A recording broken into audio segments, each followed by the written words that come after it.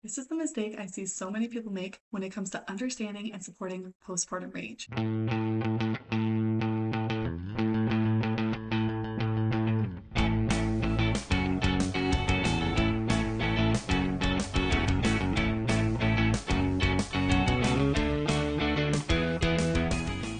Hello, welcome to Rage Mama, where we come to see mothers differently, starting with ourselves. Today, we're going to be talking about postpartum rage and how postpartum rage is not the same as feeling angry.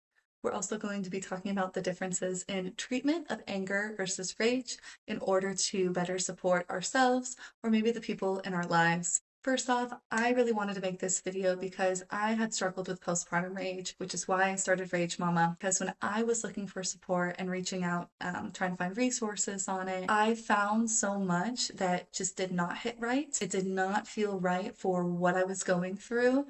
It felt like there was this lopsided weight of blame and shame towards me as the reason of what I was going through and the sole responsible party for how to fix what I was going through. And in that search, part of that was that I found a lot that seemed to equate postpartum rage with anger. There were a lot of resources that were focused on anger management, things like breathing, identifying triggers, setting boundaries, which are all really important things. But ultimately, they are supplemental to the support and treatment for postpartum rage. So today we're going to be talking about that mismatch and what to do specifically for postpartum rage that is different than treating anger. So first we're going to look at one, what is the difference between anger and rage? Anger is a feeling or an emotion that arises from something that we are experiencing. Yes, we can be triggered by something and that triggers the anger, but ultimately we are looking at anger as a feeling or emotion. Rage, on the other hand, is more of a physiological and neurological response. Yes, emotions are biological, but we'll get to why there is actually more of this gap in how we see both of these experiences. So, with anger, there tends to be this buffer of how we experience our anger, of how we intake it and process it, and either react or respond accordingly. That buffer is also known as the window of tolerance. And that's basically just the capacity of the nervous system to have that emotion arise and hold it and be able to metabolize it and then be able to choose what to do versus having a smaller window of tolerance would be the emotion comes up and is triggered in the body and we just act without having much thought in what we're doing. So with anger, there is that buffer. Everyone is different in what their window of tolerance is based on themselves, based on their genetics and their family history, based on their environment, what they've been through, so many factors. So that's all flexible and it can be changed over time with things like anger management. But it's important to understand that with anger, there is a buffer that can be had there. And in that buffer, you may notice, like when you've had arguments maybe in the past that feel very different than if you personally have experienced postpartum rage. Let's say with the argument with the past, let's say it's with your partner. And in that argument, you can feel yourself getting louder and how you're talking to them, or you say something that is, mean or derogatory, and you later regret it and in the moment, depending on who you are, you can kind of feel that escalation and you can look back and kind of see how there was this layer of choice. As much as we were very overwhelmed by that emotion, and that's why we're acting from it, there was a small window of like, I didn't have to say that, but I did anyway. The small unconscious, like I wanted to hurt that person's feeling. Like there's just that buffer depending on who you are, how much it is, but there is that buffer of like escalation with anger. With rage, the part of your brain that is able to react to that buffer and make those kind of conscious decisions, to have self-awareness, to be able to put yourself in someone's shoes, to have constructive solutions, to be in more of a responding aspect or be able to access any kind of response and awareness, that part of the brain shuts off. And you go into the survival part of your brain that also dictates the survival part of your body. So with rage, it comes from this survival mechanism where your body and mind have decided that you need protection.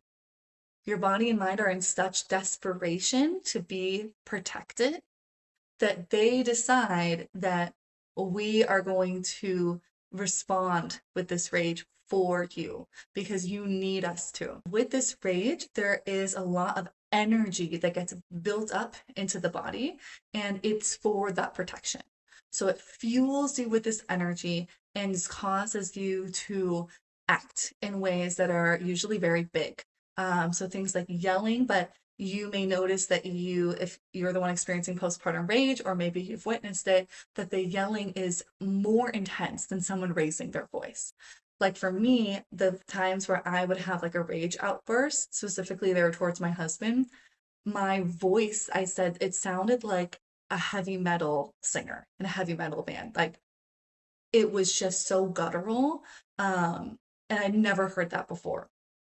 There's also a lot of energy in the body, right? So there might be some big like slamming, lunging, whatever around is around the person, like maybe, breaking something, or like about to go break something, and then, maybe being able to stop themselves at the last minute. But while the rage comes out, there is no stopping it until there is stopping it. It's very different than the escalation that's happening with anger and how that's being played out. So you may find that with rage, it feels like this 0 to 100, just a light switch. All of a sudden, you're living your life and something is the trigger of that. And with anger, there's like more of this escalation, escalation, escalation. Rage, it just happens. And a lot of women describe it as like an out of body experience. And that's exactly why, because your body actually did take over and decide that you are no longer in charge. We're going to take over and protect you. So that's the big difference with anger and rage. So number 2, rage comes from a desperate need to protect yourself. Again, this is the body and mind's desperate need to protect yourself more than your conscious, oh, I need to protect myself. This is really important. So the reason that I bring this up is because postpartum, specifically with postpartum rage, women tend to go through very extreme physiological circumstances postpartum. And I want to specify that yes, postpartum is a very intense time for the body, the mind, the soul, so much, regardless of situation. But specifically, I want to hone in on the fact that we are very used to our modern day society, and we treat it as normal. But the way that we experience postpartum in modern day society is actually extremely abnormal to the body and the mind. It is an extreme situation, not just a intense situation. So I'll describe to you a few examples to help you understand the postpartum experience and how it can lead to that extreme feeling and need to protect oneself and the body. First of all, our postpartum experience in modern day is extremely isolated. So mothers are extremely isolated even when they have support. I want to be clear that regardless on where you fall in that amount of support, and every bit of support is extremely helpful and important, that in modern day society, we are extremely isolated in compared to what we need on a biological level, specifically in postpartum. For 98% of human history, we lived communally, and that wasn't just a function of evolution and then, coming together. It actually is the reason that we evolved. There's so much evidence that shows that the reason we evolved is from that communal living, which means that that communal living came first, and our bodies have evolved to need that, and for that to be how they are set up in order to survive. So specifically during postpartum, women would tend to have 10 caretakers that would all be passing around and supporting the baby during the time of postpartum.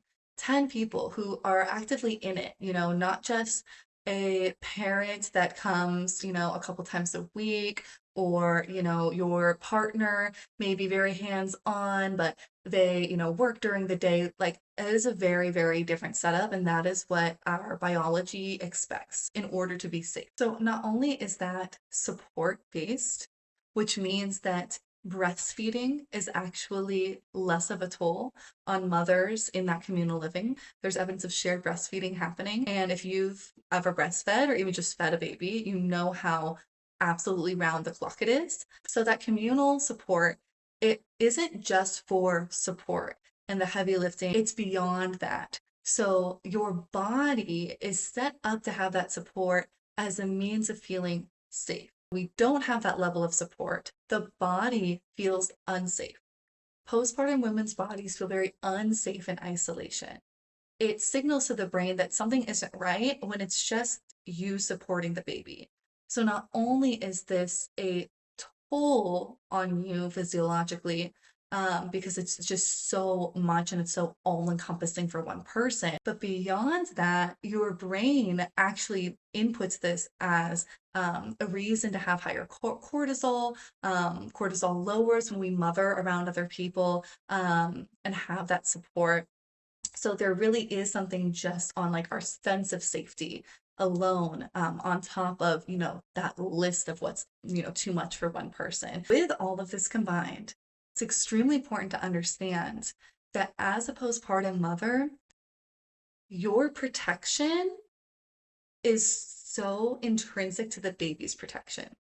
So your mind has been completely rewired to protect the baby at all costs.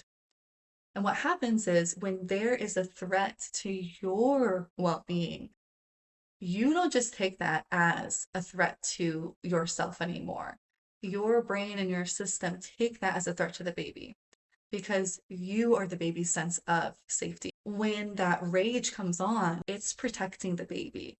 Number three, understanding your triggers when it comes to postpartum rage is not what you think. Like I mentioned, when I was going through postpartum rage and I was looking up support for it, there was a lot of anger management skills that came up. One of them being understanding your triggers. I knew that this was somewhat of a mismatch. It's important to understand that postpartum rage's triggers is much, much, much deeper than the surface trigger. For example, if you experience postpartum rage and you attempt to look at your trigger, my husband saying something that makes me feel like I am alone in this triggers the rage, is coming from the isolation that's on a much bigger level than one partner disappointing you or saying things that are insensitive or whatever that is in the relationship. On the surface level, it may be more of this, partnership dynamic issue that triggers you. But really, it is this deeper level of isolation. And that doesn't negate the fact that in this example, that partner, should try to understand your situation better, be more sensitive to that, do more and, actively work to have you not feel so alone. That is all real and valid and true. But what I'm saying is that when you look at just that, you're missing this deeper, deeper need that's happening. And a lot of times there will be this mismatch because of that. Your response, your rage, may seem very mismatched to what the trigger is. So you may look at yourself and be like, okay, I understand that like I felt hurt or alone, that my partner said that in this example. But like, how did that warrant me acting that way? You may feel that that might bring some shame. Your partner may feel that that was so unwarranted. That was such a big or extreme or over dramatic reaction to what transpired.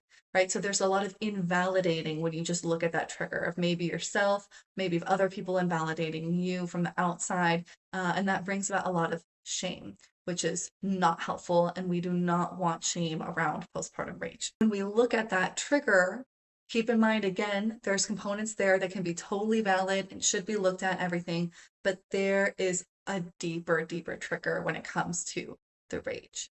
So a lot of women, when they have mom rage, for example, someone with mom rage might snap at their 4-year-old, right? And it seems like it was over, quote unquote, nothing compared to how you reacted and how much it took over and how big it felt, right? So you can look at the trigger, but the trigger might be, I was overstimulated, which is very important. There's probably too much on your plate. There probably does need to be support and boundaries and things like that there. But there's something deeper. There's something much deeper about the overstimulation and why it's actually so much bigger than we give credit for. And it's so much bigger because we feel the way that we mother in modern society is normal because we're used to it.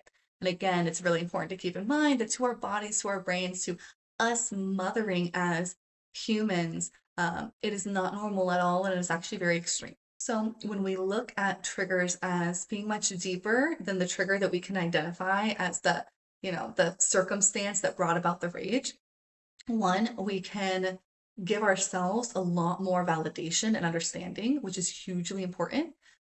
Two, we can start to chip away at receiving that from others. We can't control others, but the more that we give ourselves that validation and that acceptance understanding, the more we're able to build that in the people and relationships around us as much as possible. And two, to go about treatment or solutions, support in a different way. And as much as that deeper layer trigger may feel like too much to swallow, it actually helps direct our attention and our energy in ways that can support us even more than trying to fix that top level trigger. And that's what we're going to get to now. Number 4, having a relationship with our rage. I briefly mentioned how having shame around the rage is not helpful.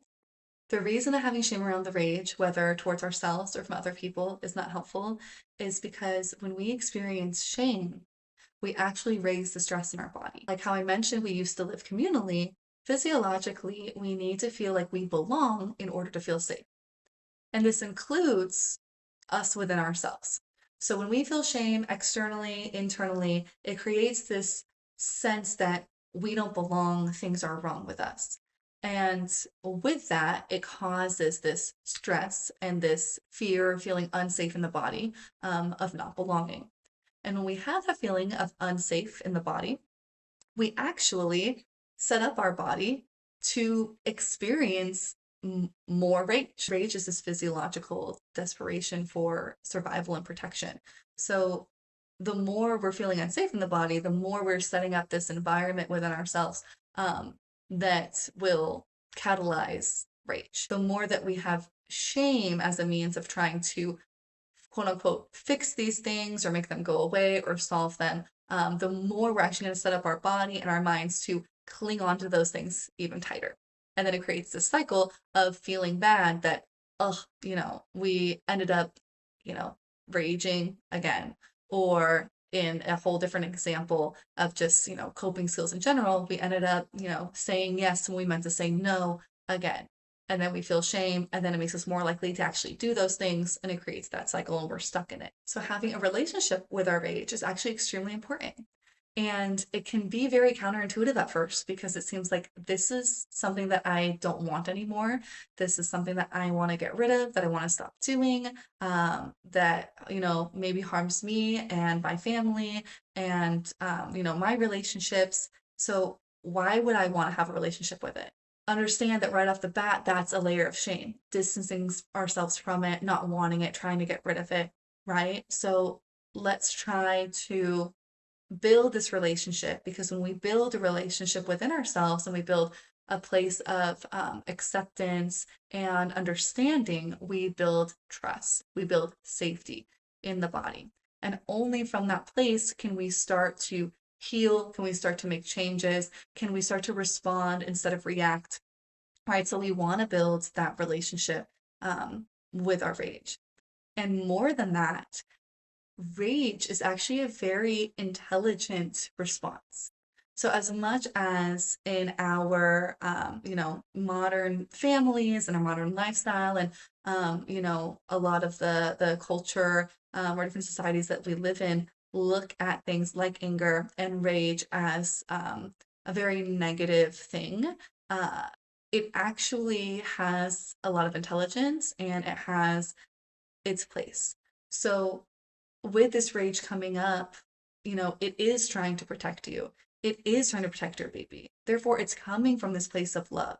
Even though its actions can be destructive, um, we need to build that relationship of seeing where it's coming from and why, and have this curiosity, and start to have this acceptance, again, to build trust, but also to get a lot of information. So that information may lead to how do we support those beneath triggers that we talked about. And that leads us to an extremely important point, number 5, which is the rage is not a you problem. So I know that I talked about having a relationship with your rage, and being able to start to go from there and to not see it with shame.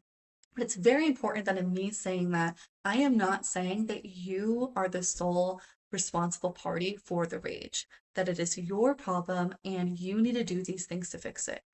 It is circumstantial of why this rage is coming about in the first place, and that having a supportive direction on what you can do is not the same as telling you that it is your fault, it is your responsibility, you're the reason, you're the one carrying this, so you're the one that has to fix it. Instead, what we're saying is that it is not your fault that you are mothering in a, biologically speaking, pretty unmotherable situation. It is not your fault that on top of that, there are even more things that we could get into that we will in other videos, about gender differences in relationships and how those often go discreet until having children and then they come up postpartum. There is so many factors on how what you're experiencing is so much bigger than you, even though you're the one who is the signal of all of these issues and circumstances. You're the one who is feeling it and whose body is responding to it. It is not a you problem. There are big, big changes that would need to be made in order for mothers to not be in this physiological extreme of what they're going through. And a lot of those are going to be very beyond you. So it's about, where can you start within yourself to support yourself and your family, for your own benefit, not because of any blame. And in doing so, you may start to, receive that information that I was talking about and see these bigger things and maybe ways that you are able to impact them. And having a relationship with our rage is not just life changing for ourselves, and can be super, super powerful and can really support us through matrescence and all the changes that we're going through to make us just better and better people, through motherhood. It can also show us how we can support, fellow mothers, see them differently, and start to just spread out, relationally, communally, and hopefully even structurally, to give mothers more support that they biologically have a right to, and deserve. That's all that I have for you today. Thank you so much for being here. Please like and subscribe if you got something from this video. And please check out my internal family systems coaching for mothers. If you are a mother going through it, whether it's specifically related to rage, I am here to support mothers in a space that I feel like so often doesn't meet mothers where they're at in the real valid realities of motherhood. I do have a 50% off your first session if you want to check that out. The code will be below. I also make apparel. I'm wearing a Rage Mama shirt today. I heart mom bods. So I have a bunch of different designs up on my Etsy, and I will link that as well. Thank you all for being here, and I hope to see you in the next video.